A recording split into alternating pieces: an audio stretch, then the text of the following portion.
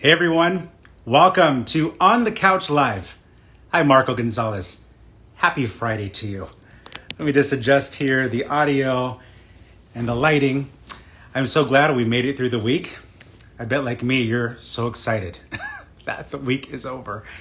Man, it was pretty crazy. For many of you, I'm sure homeschooling has begun, or maybe it happened weeks ago for you guys. For us, this was our first week, so moments ago, the kids hit end for their session. So I couldn't be happier. And they're all in the house. So if you hear, any noise in the background, the house is full today, everyone. That's how it is here at the Gonzalez house.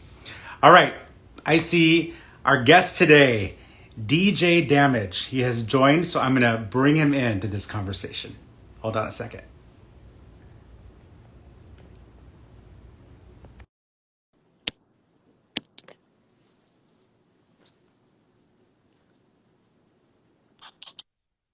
Hey, there we go.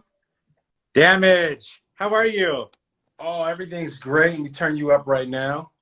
Ooh, I heard you talking about what is it? The kids doing school at home? Distance learning. You're doing it, right? Yep. I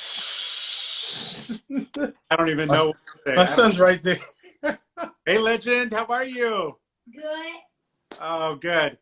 Yep, we're doing it as parents, and I'm keeping myself away from the fridge until at least 5 p.m. tonight. Yeah, I've been on a strict don't touch the fridge diet too. For water, right? Just for water. Yeah. I mean, I'll eat some goldfish though. I'll kill some goldfish, but that's it. Yeah. Well, I'm talking about something with a little bit of alcohol content for me, but Oh yeah, no. that's for another day. So it is so great to see you, Damage. I haven't seen you in a while, but I've been following. You've been so busy. Woo, trying to. Exciting. Yeah. So for many people who don't know, Damage and I worked together years ago at Revolt TV. This was back in 2013. I was a field producer and he was a host. So we were standing out there. The location of the studio was right on Hollywood Boulevard. So we would be standing out there doing stand-ups, and you were killing it back then, and you're still killing it. I'm trying to, man. Yeah, you were my first. You were my first producer in Hollywood. We were hitting the streets. We were ripping and running. We was like really doing it guerrilla style. I miss those days. It was really fun.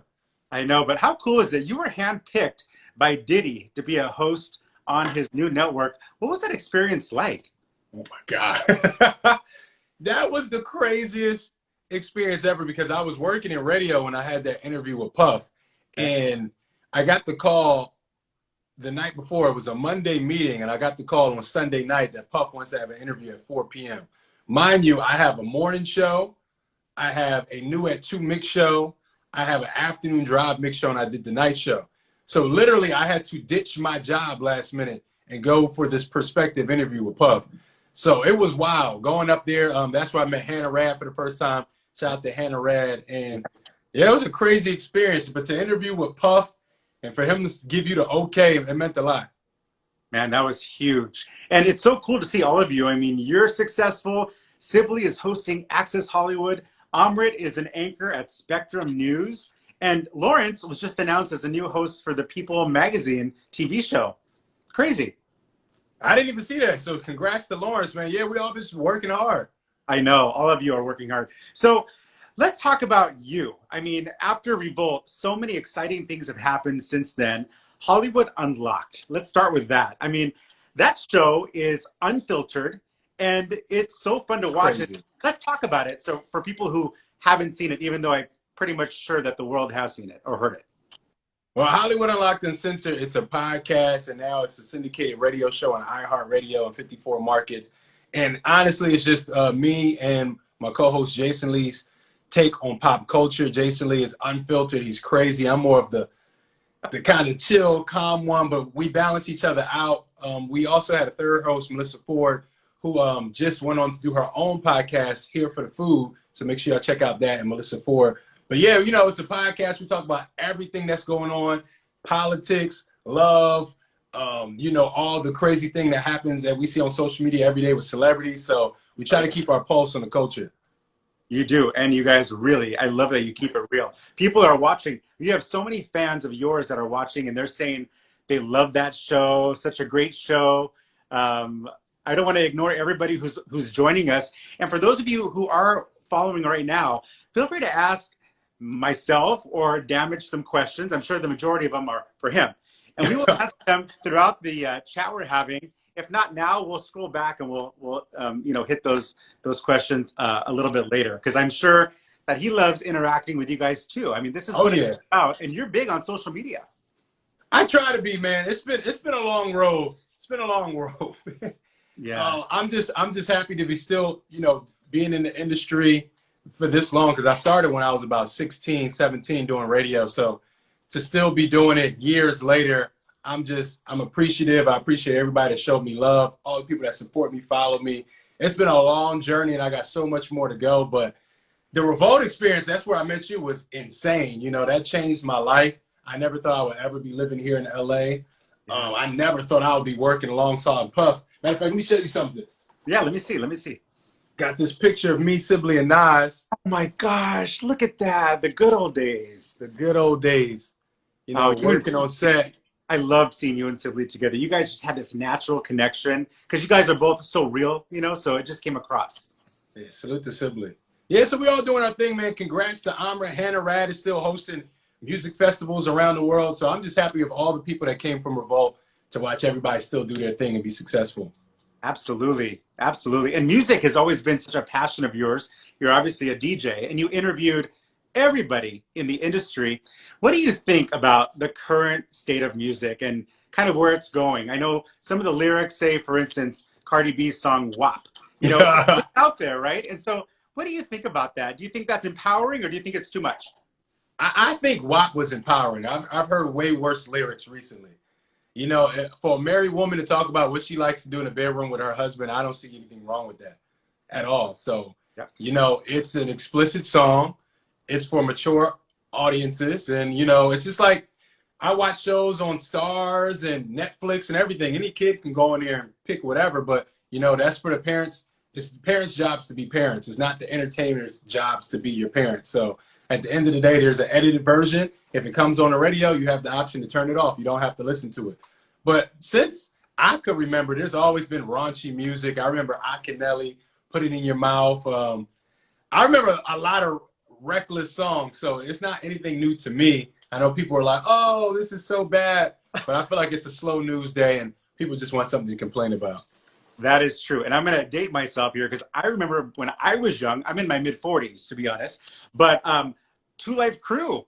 They were see? All of that. And they're like a scale now.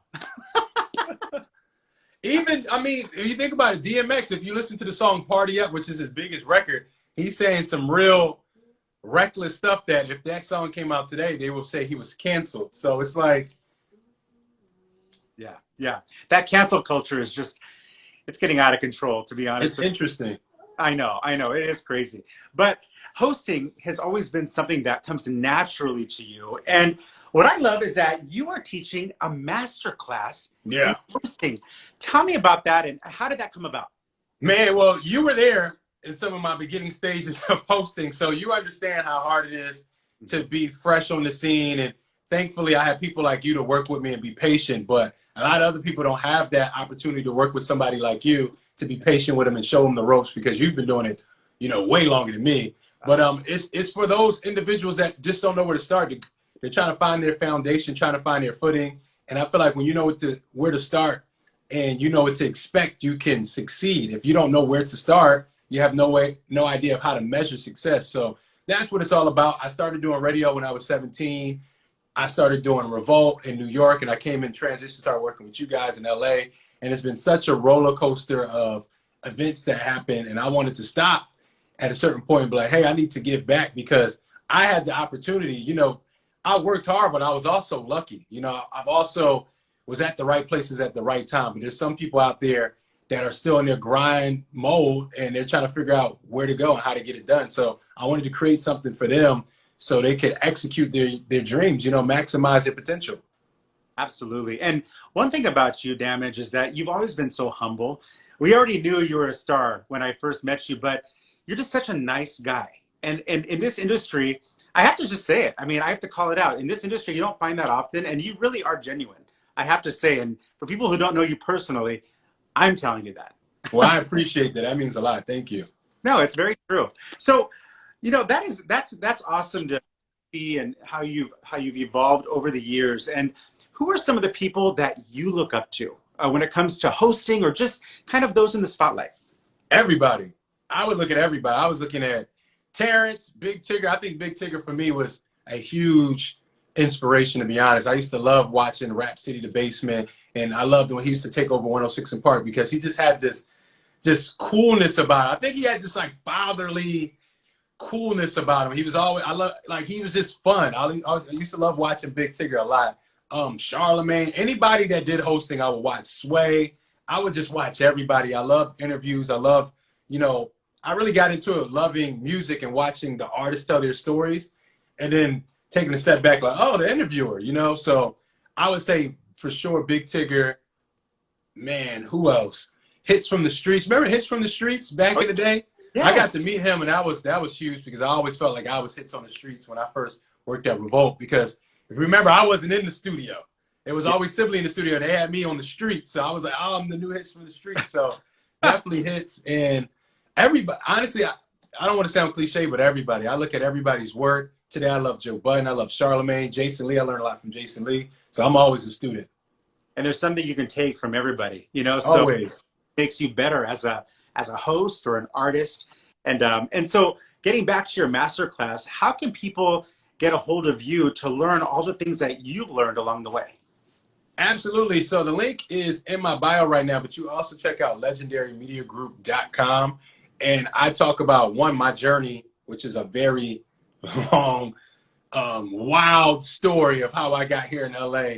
But outside of that, I'll talk about the mindset you need to have to succeed in this game, how to break into the radio industry, my experiences in television, and my ideas of how to break into television. But outside of me giving my perspective, I also interview people I worked with. So for radio, I interview program directors. When you talk about TV and Revolt, I interview people that we worked with at Revolt that were producers, that was writing the scripts. When it comes to podcasting, I have podcast experience, of course, but I also interviewed other people that have successful podcasts. So you're not just getting my point of view. It's not like, oh, Damage knows it all. I also reach out to my friends and my peers to kind of, pick their brain and also get tools and information from them. So I'm really proud of the program. I put a lot of time into it, and y'all should check it out, legendarymediagroup.com. Sounds so great. And there's an art to it. And I know when it comes to podcasts, people think, oh, just plug in the mic. And, you have to make sure the sound is good. The audio is. And that's what differentiates a professional from somebody who's just kind of, going on it last minute. So these are all really important tools that somebody can gain from you. So I think that is such a great thing.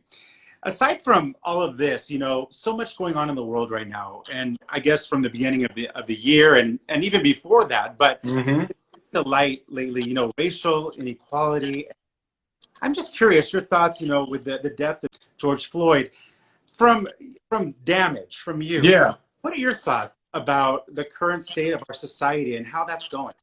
I think, unfortunately for me, it's just another day. This is a society I grew up in. I have on camera me being harassed by police back when I was in school. We were just filming something and we caught it on tape where something was happening on the corner and the cops just happened just to grab me and, handcuff me and throw me in the car. So unfortunately for me, I think it's sad. I think it's terrible, but it's something we see every day. It's something that I think the world is starting to see more because we have social media. And I think that's the unfortunate part where a lot of us, I wouldn't say we're numb to it, but this is every day. We see this all the time. So I hate it. I don't like it. And I don't know what's going to happen for it to be a change, but I feel like all of us need to hold ourselves accountable and step up and see what we can do individually to create change. So that's what I like to do. That's why, I know the Legendary Media Group is a media program, but it's also me trying to provide resources for people that want to do something different with their lives.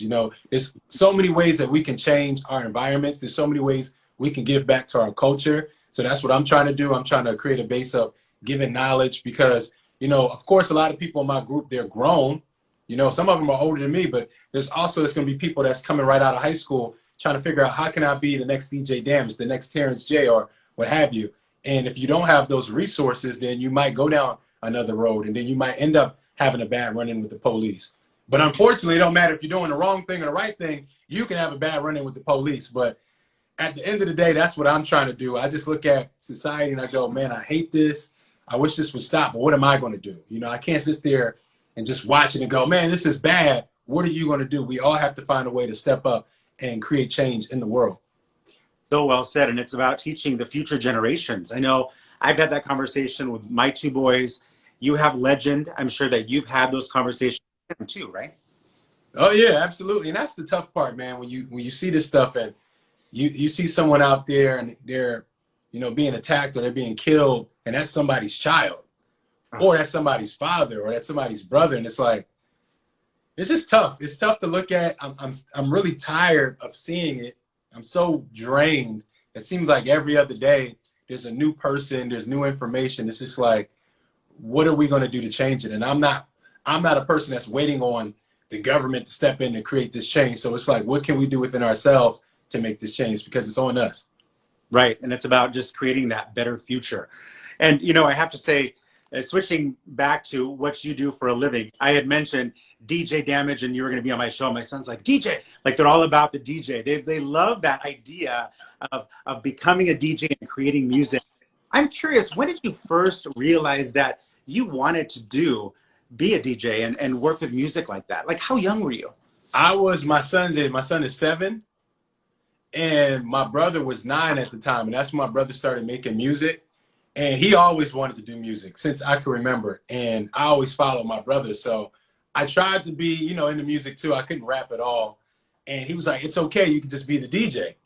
So even before I started DJing, in my mind, I was his DJ. So we had this old school, like toy piano. And it had like different beats. It was like rock and roll, hip hop, whatever. And I could hit that button and change the tempo. So my brother would like do a little rap and I'm like changing the tempo. And I'm like, yeah, I'm DJing. So I used to do landscaping work. I used to like, for people in the suburbs, I would go around and mow their lawns and everything. And I saved up like $370 and I bought my first pair of turntables. It was Newmark's DJ in a Box. I was about 11, about to turn 12 years old. And I bought that and I was like, why did I buy this? Because I have no idea what I was doing. And after that, I bought that and I was trying to play with it. I didn't know what to do. I enrolled into boarding school soon after, and right when I came into the boarding school, they created a community center, and at the community center they had a movie theater, they had an arcade room, and they had a dance floor. And that's the first time I was like, they have a dance floor. And I ran in there, yes. And my friend that taught me how to DJ, DJ YS, was in there. He was the first DJ at our school. He probably like, man, he had to be like 15. And I was like, you have to teach me this. Like, I have turntables, but you have to teach me this. He was like, okay, I'll show you. And that's where it all started. I was about 11, 12 years old, and I was learning from him. He would DJ all the events, and I would kind of like open for him, and I would be terrible. But I just kept working at it every day in high school, through middle school, through high school, and it's all I ever really did. That's my only job I ever had. Wow. And has Legend mentioned to you that that's what he wants to do too? Or what has he told you he wants to be when he grows up? Legend, what do you want to be when you grow up? A police officer. He wants to be a police officer. Okay. All right. Hey, that's good. Maybe no, it is good because we need people with good spirits and good hearts to be in the community, you know, helping out the community. And I'm sure, you know, when I was his age, I wanted to be a scientist too and a basketball player. So we'll see. Exactly. You want to be everything. I love that answer. That's great that he wants to be a police officer. I think that's fantastic. And I'm back to you. So you obviously have the Hollywood looks and you have the great voice for radio, but I look crazy right now. I need a haircut. This quarantine stuff. Hey, that's what the hat's for. I think I've been wearing a hat and I don't know what around the house lately. Just for the show, I get dressed. But you had starred in a movie recently. I think I saw a clip of it. Yeah, that was crazy. Oh, tell me about that. Crazy like me. Okay, no. Hey, you. Interview time. I think part of the interview. No, my friend, she's a writer. Shout out to Damn Rights. I met her and she was like, telling me she was doing movies, and she had a movie that aired on Revolt. And this is after me and you were off Revolt at that time. Okay. And I was like, oh, that's so dope. I was like, next time you're doing a movie, like, let me know. And I was kind of just playing around. And then when she wrote her next movie, they reached out, was like, hey, you know, it's time. And I was like, oh, I never acted before. So that was a great experience. Man, that was fun. That was really fun. Yeah, and the pictures look great. I mean, what an experience. You've never been, you've been on a set for hosting. Yeah, for TV. But acting is a whole nother animal. What was the character like? Is it like you, or did you really have to go out there? So luckily, yes, the character was much like me. It was a father. Well, it was a soon-to-be father, and they were just talking about the pressures that parents now have when they're about to have children because all this is going on in the world. So it's like, you're excited because you're bringing in life, you're about to get married, but at the same time, it's like the world is so scary. What are those thoughts that go through parents' minds before they having children these days? And the show was called Endangered, and it was really deep. It was really deep. It was it's something I feel like anybody can relate to, especially with everything that's going on in the current climate. And it's not just about police brutality. It's anything. There's sex trafficking going on, human trafficking going on. There's so many things that's happening. Outside of the cops attacking, unarmed black men, you still have the environment that your son could grow up in where he could go down the wrong path and start, being around the wrong crowd and doing the wrong thing. So it was a multitude of things that will go through your mind, and we just kind of put that on film. Oh, so well done. And what's next for you? What's next? So to be honest, I don't know. This is the problem. When I started doing radio when I was about 18, that was like my dream. All I wanted to do was be a DJ on the radio. And since then, everything has just been kind of happening. I was like, man, I just want to be on the radio and be a DJ. I had no idea I would be doing hosting. No idea I would be living in LA. I had no idea I'd be working with Puff. I had no idea I would have a syndicated radio show. None of this I had in mind. So I know what's next is I'm trying to get more into real estate. But outside of that, when it comes to entertainment, I'm really just going with the flow because it just seems to be working for me. Yeah. So I'm just going with the flow. Like when an opportunity comes, I don't care how afraid I am, how ill-prepared I feel like I am. I just jump out, say yes, and I just do it. So lean into your fears, people. One thing I could tell you, of any piece of game I would give you, just if you feel afraid about something, that means it must be the right thing. Just jump out and do it. The worst thing you can do is mess up and just do it again. That's such great advice. Somebody's asking, I don't want to ignore everybody who's joining. They said, somebody asked about love and hip hop. Probably not. Oh, okay. So there's your answer. Oh, wait, somebody laughed and said, no, love and hip hop. No. And I've been on Love and Hip Hop many times. It's just like an extra so I'm down to be an extra, but I don't know if I have my own storyline on Love and Hip Hop. I don't think He's like, I ain't doing that. Well, does Legend want to say hi real quick before we go? Okay. Say hi. Is he gonna come say hi? I haven't seen you in so long. I worked with your dad 7 years ago when you were literally just born. Let me see you. Come around this side. Okay, I'm coming. Because Legend, remember, I have a 6-year-old and I have a 10-year-old, so I have a boy the same age as you. There he is. It's huge. We both need haircuts. Don't judge us, people. Hey, he looks great. What a great haircut. How's everything going with Dad at home? Good. Yeah, in school, are you getting through school, being at home? Yes. Yeah. Oh, that's great. So good to see you. You were literally just born when I first saw you. Look at you, all big and grown up. And I love the name. You're destined to be something great. Legend. Wait. All right, you go for it. Oh, somebody said handsome young man. Man, Damage, you are so inspiring. And you know what? People are writing down that you're an inspirational man and all of that. So I am so glad that people get to see you, the real you here, because I know the real you, but sometimes when people see you on the radio and they don't really dive in, you know what I mean? So I think that's really important. Well, I appreciate you, giving me this opportunity to speak with you. Like I said, we go way back. Yes, and we'll work to those revolt days. And I want to work again together with you in the future for sure. Well, I know you're always up to something good, so let me know. You always got something going on. I always have something, I know. Well, I hope you have a great holiday weekend. It's a 3-day weekend, and we'll talk again soon, but stay safe, and thank you so much again for joining me on the show. Absolutely. Thank you so much. And yes, I am going to follow On the Couch Live, and y'all do too. Everybody's locked in. Make sure you check out On the Couch Live. Thanks, Damage. All right, Damage Legend. I'll see you guys later. Okay. Peace. Peace. Bye-bye. Bye. Awesome guy. Always been an awesome guy. Still is. All these years later. And Legend is adorable. And you can go to his bio and link up there, and you can learn a lot from him. Not only is he inspiring, but he has such a great story, so many connections, and just so much talent, as you saw right there.